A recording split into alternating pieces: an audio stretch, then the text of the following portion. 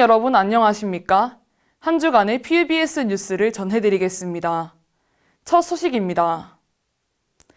학문의 근간으로 불리우는 인문학. 우리 대학의 인문대학은 한때 학내는 물론 국가적인 사안을 의제화하고 여론을 주도하기도 했죠. 그런데 갈수록 대학가에서 성과 경쟁이 치열해지면서 기초학문으로서 인문학이 점점 설 자리를 잃고 있습니다. 송채은 기자가 오늘날 대학가에 자리한 인문학의 위기를 살펴봤습니다. 우리 대학 도거와 불어교육과가 인문대학의 도고덕문학과와 불어불문학과로 통폐합된 지도 어느덧 2년째. 당시 우리 대학 내부에서도 인문학을 축소하는 졸속 개편이라는 반발이 쏟아졌는데 이러한 현상은 전국적으로 나타났습니다. 교육부의 통계에 따르면 지난 2022년까지 4년제 대학에서 가장 많이 통폐합된 학문 계열은 인문사회계열입니다. 입학 정원 역시 다른 학문 계열과 비교해 눈에 띄게 줄었습니다. 학생들이 인문 계열을 외면하는 가장 큰 이유는 단연 취업 때문.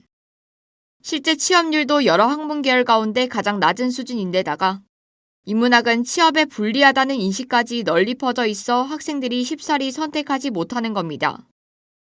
인문학을 전공하고 있는 학생들도 서러움을 토로합니다. 우리 대학 재학생 A씨는 듣고 싶은 전공 수업이 많아서 심화 전공을 하고 있지만 전공을 살려 취업하기가 쉽지 않은 게 현실이라고 말했습니다. 인문대생은 공무원 시험이나 복부전 둘 중 하나라도 하지 않으면 취업이 쉽지 않습니다. 인문학이 벼랑 끝에 서 있다는 자조 섞인 분석이 나오지만 성과와 경쟁력이 중요해진 오늘날의 대학가 분위기 속에서 정부는 공학과 상경계를 중심으로만 투자를 늘리고 있는 상황. R&D 지원 예산에서도 인문사회학 분야는 외면당하면서 시름은 더 커져가기만 합니다. 우리 대학 윤민종 교수는 국가와 대학이 경제발전과 직결되는 학문만을 중요시하면서 돈이 되지 않는 학문은 필요 없다는 메시지를 끊임없이 보내고 있다며 대학이 학문적 호기심을 길러주는 공간이 아닌 취업준비소로 변질되면서 주체적인 사고 능력을 잃어가고 있다고 밝혔습니다. 이러한 인문학의 소멸은 결과적으로 인간 중심의 사고를 잃어버리게 하고 계속해서 더 큰 이익만을 추구하는 악순환을 초래할 것이란 분석도 나옵니다. 우리 대학 김승룡 교수는 인문학의 위축은 그저 하나의 학문 분야의 위축이 아니라 사회가 공존하기 위해 반드시 있어야 할 공존의 축이 무너지는 것이라고 전했습니다. 일부 전문가들 사이에선 인문학이 실용학문과 적절히 융합해 가치를 유지해야 한다는 의견도 힘을 얻고 있습니다. 영국과 미국 등의 국가에선 정부 학문 연구 지원 예산의 10%를 인문사회 분야에 할당하면서 인문학을 지키기 위한 조치가 적극 실행되고 있습니다. 과거 민주화운동의 주요 거점이자 학문 연구의 중심이었던 인문대학. 사회적 가치보다 개인적 성과가 중요해지는 현대사회에서 벼랑 끝에 선 인문학이 그 입지를 지킬 수 있도록 정부와 학계 차원의 지속적인 관심과 보호 노력이 필요한 시점입니다. PUBS 뉴스 송채은입니다. 우리 대학의 자랑거리로 꼽히는 부산대 맞춤법 검사기. 우리 대학 인공지능 연구실에서 20년 전부터 뛰어난 성능으로 무료 서비스를 제공해 많은 학내 구성원 여러분들께서도 사용해 보셨을 겁니다. 최근 이 맞춤법 검사기가 신기술의 도입과 함께 새로운 이름으로 재탄생했습니다. 서영치 기자가 전합니다. 지난 5월 8일부터 바른 한글이라는 이름으로 맞춤법과 문법적 오류 교정 서비스를 제공하고 있는 사이트. 다름 아닌 부산대 맞춤법 검사기가 새로운 모습으로 탈바꿈한 겁니다. 1994년 우리 대학 인공지능연구실이 만든 부산대 맞춤법 검사기는 2001년부터 일반인에게 무료로 공개되기 시작해 20년이 넘는 세월 동안 전국적으로 사랑받아 왔는데 최근 시대의 흐름에 발맞춰 대대적인 개편이 이루어졌습니다.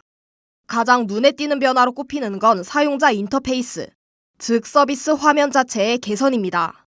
기존 시스템은 자동 화면 조정 기능이 없어 모바일로 이용하기 불편했고 한 페이지에 볼 수 있는 분량이 제한됐는데 이번 개편으로 기기별 특성에 따라 모바일에서도 맞춤형 화면을 이용할 수 있게 된 겁니다. 화면 상단에는 교정된 문서를, 하단에는 오류어를 개별적으로 확인할 수 있도록 배치해 가독성도 높였습니다. 사용자의 의견을 반영할 수 있는 기능도 추가됐습니다. 검사 결과창 하단에 오류 제보 기능을 활용해 서비스를 이용하며 느낀 문제점 등을 제보할 수 있게 된 겁니다. 권혁철 교수는 사용자들의 제보가 실제 시스템 개선에 크게 기여하고 있다며 제보 후 일주일 내로 반영하도록 노력한다고 전했습니다. 이처럼 새롭게 개선된 맞춤법 검사기는 사용자들로부터 긍정적인 반응을 얻고 있습니다. 예전에는 화면 구성이 조금 복잡하게 되었다고 생각을 하는데 개선된 후로부터는 화면 구성이 모바일로도 한눈에 사용하기 쉽게끔 구성된 것 같습니다. 기존에 폰으로 사용할 땐 불편해서 컴퓨터로 많이 사용했었는데 이번에 개선되고 나서는 폰으로 사용해도 괜찮은 것 같아서 되게 만족스럽게 생각하고 있습니다. 인공지능 연구실 측은 바른 한글의 무료 제공을 이어갈 방침입니다. 권혁철 교수는 기술을 공유하는 것은 사회적 가치를 실현하는 중요한 방법이라며 맞춤법 검사기가 누구에게나 편리하게 쓰일 수 있다면 그것만으로도 의미 있는 일이라고 밝혔습니다. 부산대 원톱, 국민 맞춤법 검사기로 불리는 부산대 맞춤법 검사기가 더 나은 서비스를 제공하기 위해 변화를 거듭하고 있습니다. PUBS 뉴스 서영채입니다. 애정 표현으로 피해자의 환심을 산 후 돈을 가로채고 잠적하는 이른바 로맨스 스캠이 최근 기승인데요. 특히 20, 30대 청년층이 이러한 신종 사기 수법에 취약한 것으로 나타났습니다. 피해액은 최근 5년 새 150배 급증했습니다. 이혜원 기자가 보도합니다. 애정이 가득해 보이는 문자들, 언뜻 보기엔 연인들 간의 평범한 대화 내용 같지만 실상은 상대를 감정적으로 현혹한 뒤 금전을 갈취하는 신종 사기 수법 로맨스 스캠입니다. 각종 SNS와 데이트 어플리케이션 등에서 피해자에게 비대면으로 접근해 마치 교제를 하는 것처럼 꾸미고 이후 급한 일이 생겼다며 돈을 요구하고 잠적하는 식. 그 과정에선 사랑한다, 여보 등의 표현들도 서슴지 않습니다. 이 때문에 피해자들은 자신이 피해를 당하고 있다는 사실조차 인지하지 못한 채 사기에 당하는 경우가 대다수입니다. 비대면으로 관계를 형성한다는 수법의 특성상 피해에 취약한 세대는 다름 아닌 20, 30대 청년층. 박범진 경감은 피해자가 가해자와 연락한 기본적 사유는 호감 가는 이성을 만나기 위한 것이라며 30대 이하는 비대면으로 사람을 사귀는 데 친숙해 범죄의 주 표적이 될 가능성이 높다고 전했습니다. 청년층을 중심으로 로맨스 스캠 피해자는 지난 7년간 기하급수적으로 증가하면서 2020년 3억 7천만 원을 기록했던 피해액은 지난해 상반기 기준 454억 원으로 무려 150배 가까이 뛰었습니다. 하지만 가장 큰 문제는 로맨스 스캠 범죄에 대한 처벌이 어렵다는 점입니다. 피해의 핵심인 금전을 피해자가 가해자에게 자발적으로 보낸 것으로 해석되기 때문 피해 예방을 위해 정부와 공공기관의 적극적인 대응이 시급하다는 지적이 제기됩니다. 염윤호 교수는 현금을 보낼 때 금융앱에 주의 문구를 넣는 간단한 기술로 피해자를 줄일 수 있다며 보이스피싱은 사기 피해를 보면 계좌 정지가 가능하지만 로맨스 스캠은 그렇지 않기에 법률적 보완이 필요하다고 전했습니다. 잠재적 피해자들이 사회적으로 소외되지 않도록 지속적인 관심이 필요하다는 목소리도 나오고 있는 상황. 이와 같은 수법의 범죄에 당하지 않도록 시민 차원의 주의도 요구되고 있습니다. PUBS 뉴스 이혜원입니다. 학내 주요 사안을 깊이 있게 짚어보는 채피 이슈입니다. 올해 우리 대학 총학생회가 거둔 학생회비가 사상 처음으로 2천만 원을 넘기면서 최고액을 달성했는데요. 학생 한 명 한 명이 납부하는 학생회비. 그 돈이 어떻게 나뉘고 쓰이는지 아는 학생은 드뭅니다. 우리 대학의 경우 각 학과 및 단과대학마다 별도의 금액이 배정된 이후 5천 원이 총학생회로 배정됩니다. 총학생회비는 작년만 하더라도 3천 원이었는데요. 지난해 9월 우리 대학 대의원 총회에서 66% 인상을 결정하면서 올해와 같은 5천 원이 됐습니다. 당시 대총결의가 서면으로 진행돼 학생 공론화 과정이 적었다는 논란이 일기도 했습니다. 아무튼 그 결과 올해 총학생회 운영 예산이 최근 5년 사이 최대치를 기록하게 된 건데요. 구체적으로 살펴보면 올해 상반기 총학생회가 거둔 학생회비는 총 2,431만 5천 원, 지난해 상반기 1,572만 3천 원보다 약 859만 원가량 증가했습니다. 2019년 1,640만 원 이후 최대치, 총액이 2천만 원을 넘기는 건 이례적입니다. 반면 납부 학생 수는 오히려 감소했습니다. 납부자 수는 작년보다 378명이 줄어든 4,863명인데요.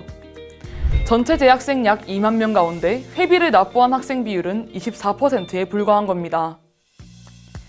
총학은 증가한 예산을 기반으로 체육대회, 단체 관람, 플로깅 등 다양한 신규 사업과 기존 사업을 확대 운영할 계획이라고 전했습니다. 증가한 회비를 어떻게 학생들에게 실질적으로 환원할지, 또 앞으로 학생들의 참여를 높이기 위한 방안도 고민돼야겠습니다. 2주의 채피 이슈였습니다. 우리 대학 최재원 총장이 부산 라이즈 위원회 공동위원장으로 선출됐습니다. 지난 5월 12일 부산 롯데호텔에서 열린 2025년 제25회 부산 라이즈 위원회에는 박형준 부산시장과 부산지역 대학 총장, 라이즈 협력기업 대표 등 110여 명이 참석해 공동위원장을 선출하고 대학별 라이즈 전략을 발표했습니다. 우리 대학 국제학부가 개최한 제7회 푸드앤컬처 페스티벌이 성황리에 마쳤습니다. 지난 5월 9일 경제통상관 4층에서 열린 행사에는 국내외 학생 300여 명이 참석해 각국의 음식을 매개로 전 세계의 문화를 공유했습니다.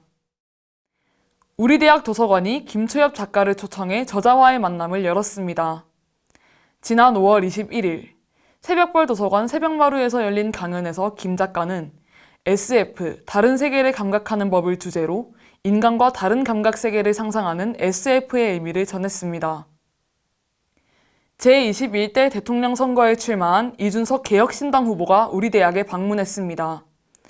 지난 5월 14일 학식 먹자 이준석 캠페인의 일환으로 우리 대학 금정회관을 찾은 이준석 후보는 약 1시간 동안 재학생들과 질의응답을 진행하고 기념사진을 찍었습니다. 이상으로 PBS 뉴스를 마치겠습니다. 시청해주신 회원님 여러분 감사합니다.